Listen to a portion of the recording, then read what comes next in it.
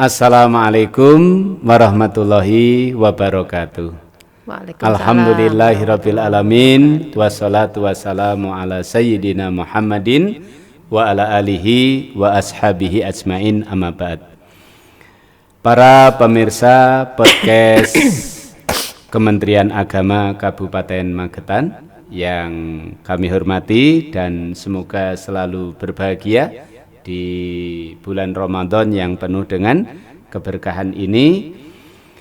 Semoga rangkaian ibadah yang sudah dilakukan diterima oleh Allah dan yang akan kita lakukan, semoga Allah memberikan kekuatan kita bisa menyelesaikan Ramadan dengan sebaik-baiknya. Salawat dan salam Allah semoga selalu dilimpahkan pada Nabiullah Muhammad sallallahu alaihi wasallam. Para pemirsa podcast Kementerian Agama Kabupaten Magetan, alhamdulillah kembali kita berjumpa melalui podcast Kementerian Agama Kabupaten Magetan. Dan pada kesempatan pagi yang berbahagia ini, alhamdulillah kita akan kedatangan seorang tamu istimewa untuk kemudian nanti akan kita ajak ngobrol, kemudian memberikan pengalaman sekaligus apa-apa yang harus dilakukan. Dan hari ini tema kita adalah Haji tahun 2024. Dan yang akan kita undang adalah orang yang sangat berkompeten terkait dengan haji dan umroh. Dalam hal ini bersama Ibu Kasih PHU Kantor Kementerian Agama Kabupaten Magetan.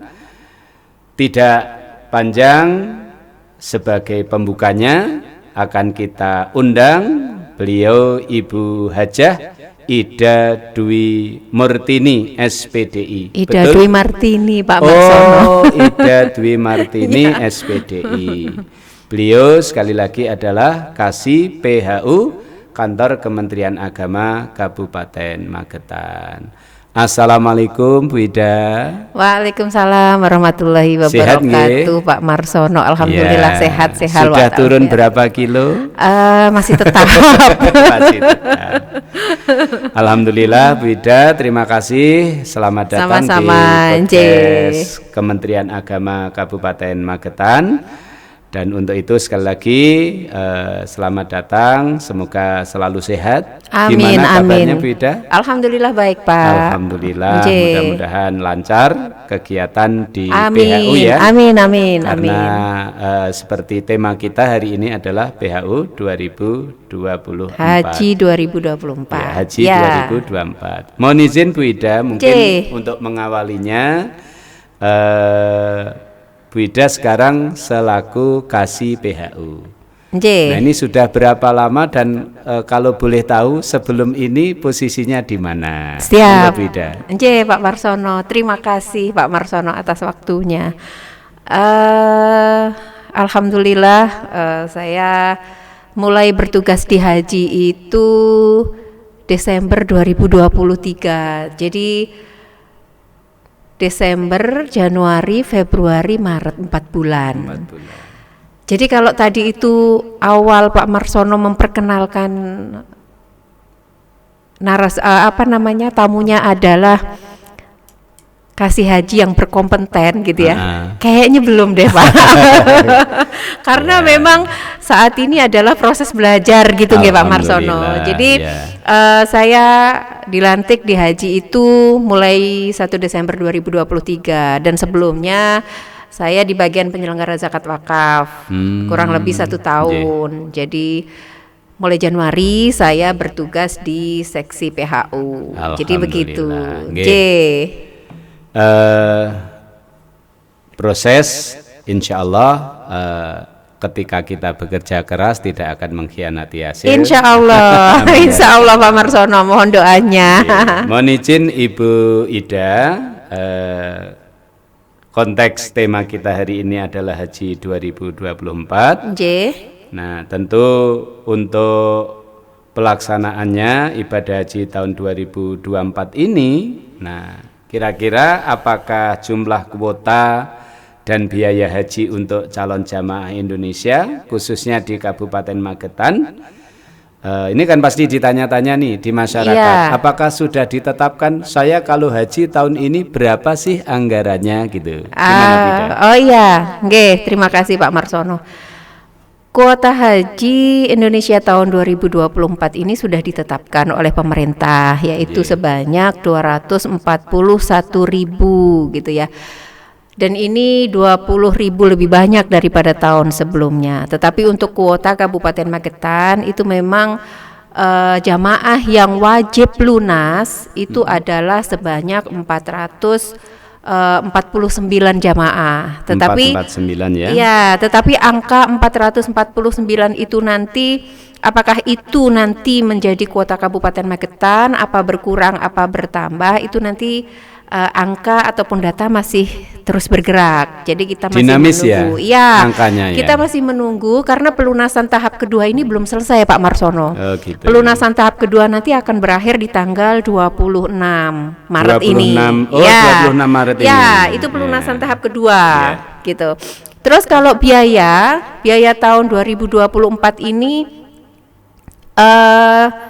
total Jawa Timur SUB Surabaya itu adalah 60.500.000 sekian, atau kalau dibulatkan 60.600.000. Jadi kalau seandainya jamaah haji kemarin sudah melunasi ataupun sudah membuka rekening di awal itu adalah 25 juta. Ya, yang porsi itu ya. Untuk buka porsi itu, jadi nanti tinggal menambah kekurangannya gitu. Jadi sekitar 36 juta yang harus dilunasi gitu, kurang lebihnya gitu. Itu Pak Marsono.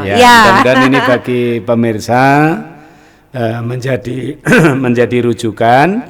Kalau sudah daftar dan ternyata tahun ini sudah ada berita pemberangkatan bahwa untuk total pelunasannya ketika dapat porsi pas mendaftar itu 25 juta.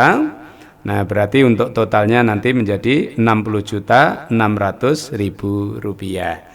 Nah, ini diharapkan nanti untuk yang haji 2024 tadi sudah disampaikan oleh Bu Ida bahwa paling akhir adalah 26 Maret 2024. Ya, untuk pelunasan tahap kedua. Pelunasan tahap kedua istilahnya. Jadi pelunasan 26 tahap Maret kedua, 26 Maret untuk pelunasan tahap kedua. Begini Bu Ida, ada istilah kuota haji reguler. Terus ada lagi istilah kuota haji porsi khusus. Misalkan yang usianya sudah tua itu lebih diutamakan, kan biasanya di masyarakat itu framingnya begitu ya. Bahasanya omongannya di luar, pembicaraan di luar. Itu apa sih kok ada istilah kuota haji reguler, ada istilah haji khusus, itu seperti apa Bu Ida? Jadi memang ada istilah haji reguler dan haji khusus. Haji reguler itu adalah haji yang ditangani langsung oleh Kementerian Agama, yang mana pengelolaan, pembiayaan, pelayanannya itu standar. Sedangkan kalau haji khusus itu adalah haji yang dikelola oleh swasta ataupun biro travel gitu yang menyelenggarakan haji khusus, tentunya dengan mengikuti aturan pemerintah serta pengelolaan pembiayaannya juga khusus gitu Pak Marsono. Jadi kalau untuk usia lansia itu memang ada kuota tersendiri untuk pemerintah. Artinya kalau memang tadi yang dibicarakan adalah lansia, gitu nggih. Lansia itu di dalam haji reguler gitu nggih, haji reguler itu memang ada kuota panggilan khusus tersendiri untuk lansia gitu. Setiap kabupaten kota memang ada itu, tetapi memang berbeda-beda. Nggih. Jadi secara mendasar tentang reguler dan khusus seperti itu nggih. Betul. Sehingga nanti masyarakat supaya paham, loh itu kok pakai khusus, itu kok pakai reguler. Nah, dengan jawaban Bu Ida ini mudah-mudahan pemirsa sudah bisa, oh saya masuk reguler atau saya masuk khusus. Jadi mudah-mudahan para pemirsa menjadi lebih gamblang dengan jawaban Ibu Kasih. Jadi kalau Kementerian Agama itu hanya haji reguler saja yang ditangani oleh Kementerian Agama gitu. Oke. Terus itu tadi Bu Ida ada istilah nanti yang sudah taruhlah tua lebih diutamakan untuk berangkat dulu itu gimana sebenarnya? Maksudnya gimana Pak Marsono? Usianya misalkan 65 ke atas, kemudian apakah ada porsi yang mereka kemudian bisa berangkat duluan? Oh gitu? Iya. Seperti apa itu? Seperti yang saya katakan di awal, seperti yang saya katakan tadi. Jadi untuk kuota lansia itu memang ada Pak Marsono. Jadi usia lansia itu yang menjadi kategori lansia itu yaitu 65 tahun ke atas. Iya betul. Dan Kabupaten Magetan saat ini kuota lansia yang dipanggil itu adalah sebanyak 15 orang. 2024 ini 15 orang yang mana lansia tersebut yang 15 orang itu usia termuda adalah 84. Masya Allah. Dan usia tertua adalah 94. 94. Nggih. Berarti mereka nanti bisa berangkat di tahun 2024. Betul. Dengan, tadi melunasi paling lambat 26 Maret 2024 untuk pelunasan tahap kedua. Begini Bu Ida, saya pasti masuk untuk kuota untuk kemudian berangkat. Nah, pasti ada pertanyaan oleh para pemirsa. Kira-kira apa yang harus dilakukan ketika saya sudah pasti berangkat tahun ini, bahasanya ya persiapan apa sih yang harus dilakukan apa, kemudian tidak lupa gini, karena mereka membayar, mereka pasti punya hak, mereka punya kewajiban. Itu seperti apa Bu Ida? Jadi yang secara umum persiapan yang harus dilakukan tentunya persiapan fisik ya Pak Marsono. Oh fisik ya, ada istilah manis tato'a itu ya, manis tato'a ilahi sabila. Iya, karena ibadah haji ini tidak bisa dipungkiri ini adalah ibadah fisik termasuknya gitu ya. Jadi kalau termasuk hak daripada haji, jamaah haji itu adalah ada beberapa hak yang didapatkan oleh jamaah haji, yaitu pada saat hak di tanah air, hak di Mekah, hak di Madinah. Kalau hak di tanah air itu contohnya seperti jamaah berhak mendapatkan bimbingan manasik dengan baik, gitu nggih. Terus mendapatkan kelompok kloter yang nyaman. Artinya bahwa kelompok, rombongan, regu, dia berhak mendapatkan kelompok yang nyaman, artinya suami istri bisa jadi satu gitu loh. Jangan sampai kalau bisa jangan dipisah kan gitu. Itu salah satu yang mungkin bisa dikatakan saya kok nggak dijadikan satu sama suami saya kan gitu ya. Jadi jangan sampai nanti ada seperti itu. Terus kalau misalkan haknya di Mekah ataupun Madinah, jamaah berhak mendapatkan transportasi dari bandara ke Madinah, ke Mekah, dari Madinah ke Mekah, dari Mekah ke Armusna, pemondokan yang nyaman, konsumsi, itu adalah termasuk hak-hak yang didapatkan oleh jamaah. Terus kewajiban daripada jamaah itu adalah tentunya sudah pasti ya, kewajibannya untuk haji itu rukun dan wajib dilaksanakan gitu ya. Terus ada lagi kewajiban jamaah haji itu yaitu menjaga nama baik bangsa dan negara di Arab Saudi gitu ya. Jadi ya mungkin kalau di materi manasik itu kan ada materi tentang adab masyarakat atau penduduk Arab Saudi gitu ya. Jadi itu bisa dijelaskan supaya kita tahu bahwa supaya jamaah Indonesia itu tahu bagaimana sebenarnya orang Arab Saudi itu gitu kan. Jadi kita biar bisa paling tidak beradaptasi gitu. Iya. Kalau memang sudah beradaptasi, tentunya kita bisa menggunakan etika yang ada kan gitu. Jangan sampai wah itu jamaah mana itu? Oh Indonesia. Gitu ya. Jangan sampai nanti jamaah gitu itu. Dan yang tidak kalah penting adalah mentaati aturan penyelenggaraan ibadah haji. Itu yang paling penting. Jadi itu yang harus difahami difahami oleh jamaah. Itu kewajiban. Kemudian istilahnya gini ya berarti. Pemirsa termasuk jamaah itu jangan hanya menuntut haknya, tapi kemudian kewajibannya diabaikan. Aturan-aturan yang ada harus kewajibannya diikuti. Dilakukan dengan bagus, insya Allah nanti haknya juga akan didapatkan dengan bagus. Nah, Bu Ida, tadi Bu Ida menyebut ini pasti para pemirsa calon jamaah termasuk yang juga masih dalam masa menunggu ini tentu selalu bertanya begini, kalau saya ini nanti tahun ini sudah berangkat 2024 ini, tadi Bu Ida mengatakan bahwa nanti mereka akan diberikan manasik. Bagaimana sih cara praktek haji baik di Madinah maupun di Mekah itu. Nah pertanyaannya biasanya gini Bu Ida di masyarakat itu, insya Allah pemirsa juga pasti menanyakan, saya nanti mendapatkan manasik dari Kementerian Agama itu berapa kali sebelum berangkat gitu. Gimana Bu Ida? Iya betul, karena itu hak jamaah ya Pak Marsono.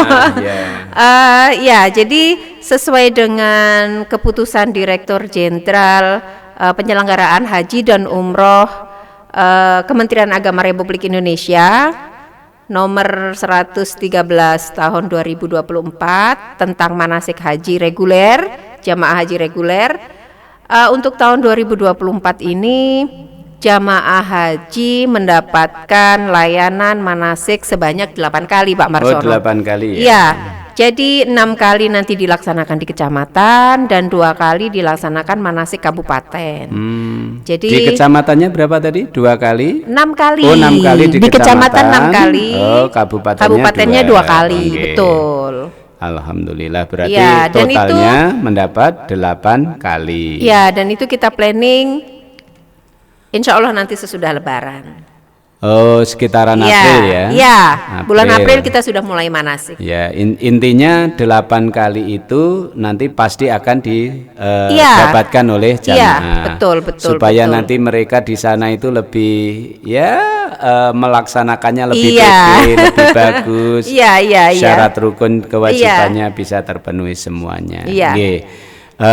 Berarti bagi para pemirsa sudah punya gambaran bahwa nanti ketika jenengan tahun ini sudah mendapatkan porsi dan dipastikan berangkat, maka nanti tidak usah khawatir, panjenengan pasti akan mendapatkan manasik dari Kementerian Agama Kabupaten Magetan. Betul. Nah tentu ini yang jadi pertanyaan lagi juga biasanya gini, para pemirsa saya pikir nanti juga akan bertanya begitu. Pertanyaannya adalah orang Magetan terdaftar sebagai porsinya di Magetan, terus nanti berangkatnya itu dari mana, kapan, terus pesawatnya menuju bandara mana, nah, itu pasti menjadi pertanyaan para pemirsa. Gimana Bida? Jadi berangkatnya dari mana? Kalau tahun sebelumnya itu jamaah berangkat dari Suryagraha gitu ya Pak Marsono ya, dari Pendopo. Tapi kalau untuk yang tahun ini memang kita belum berkoordinasi dengan pimpinan, kita belum berkoordinasi dengan pemerintah daerah setempat. Nanti akan mulai pemberangkatannya di mana, dari mana maksudnya gitu.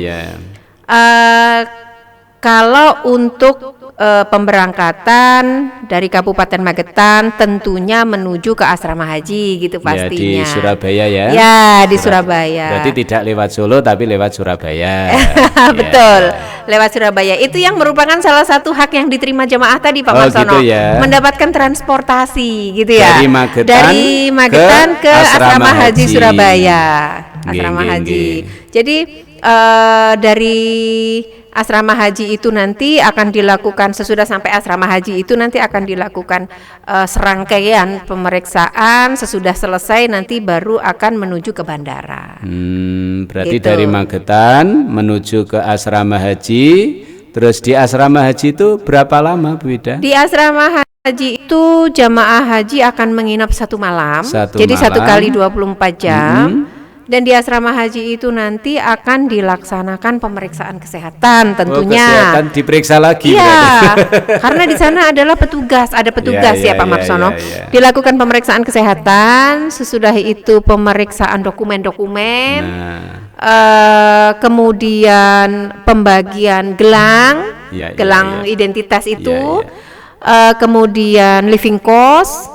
Semuanya akan dilakukan di asrama haji itu. Nanti kalau memang sudah selesai, baru nanti akan ada persiapan untuk keberangkatan ke bandara. Transportasi dari asrama haji ke bandara ini pun juga termasuk hak jamaah yang tadi gitu. Mendapatkan transportasi dari asrama haji menuju bandara. Jadi jamaah sudah tidak mengeluarkan biaya lagi. Oh iya, tidak Pak. Alhamdulillah. Berarti artinya sudah tidak mikir lagi lah aku engko leng Surabaya numpak apa gitu ya. Berarti ke tidak, asrama haji sudah mendapat fasilitasnya ada. Dari asrama haji menuju bandara, termasuk dari bandara nanti menuju King Abdul Aziz. Itu semuanya sudah include dengan biaya yang. Ya, jadi jamaah tidak usah saya harus bayar bis. Gitu sudah untuk transportasi itu sudah. Nah, berarti ini jamaah sudah semakin jelas para pemirsa bahwa nanti ketika jenengan sudah masuk porsi dan berangkat tahun 2024. Nanti akan disampaikan dari mana berangkatnya, titik kumpulnya di mana, kemudian kendaraan yang dipakai menuju asrama haji dan seterusnya. Bu Ida, mungkin ini karena terbatas waktu sebagai closing aja. Kalau fisik jelas ada istilah manis tatoa itu termasuk kesehatan. Nah maka mungkin nanti bisa disampaikan oleh Bu Ida kira-kira apa sih yang bisa kita lakukan supaya tetap sehat. Yang kedua tentu yang tidak kalah penting adalah kesehatan mental dalam arti niat ke sana. Nah itu apa yang kira-kira harus jamaah itu harus begini gitu. Gitu, Jadi begini, berhaji ataupun haji itu kan adalah panggilan istimewa dari Allah Subhanahu wa taala gitu ya Pak Marsono. Jadi kalau memang Allah itu sudah memanggil untuk itu, baik itu siapapun, apapun profesinya, berapapun usianya, bagaimanapun keadaan keuangannya gitu nggih.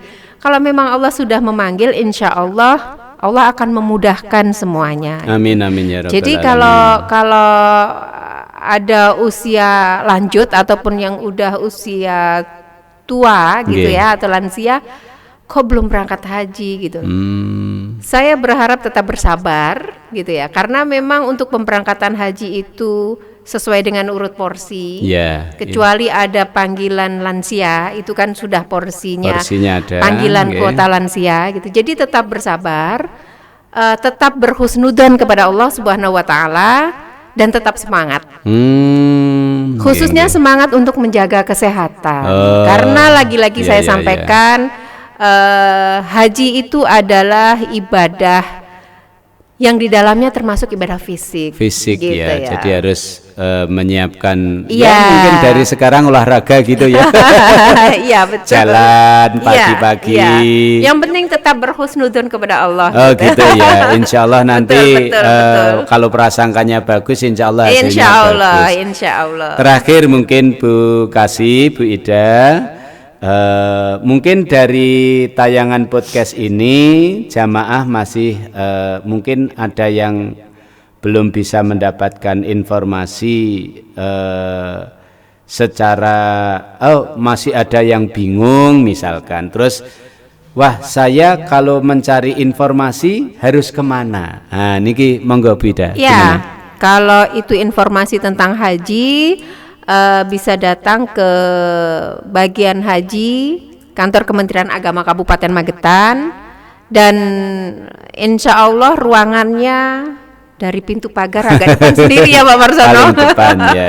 Paling depan. Jadi di Jalan untuk Karya Dharma ya. Betul, Jalan Karya Dharma nomor 178 Ringen Agung Kabupaten Magetan. Jadi terkait dengan haji bisa menanyakan berbagai informasi di bagian seksi PHU. Ya, karena bagi pemirsa seluk-beluk haji itu memang pasti banyak rumbai-rumbainya, banyak hal-hal yang harus disiapkan, sehingga nanti termasuk pada waktu manasik ya. Nanti pada waktu manasik, kalau para pemirsa sekalian ini ada sesuatu yang memang harus ditanyakan, tanyakan aja.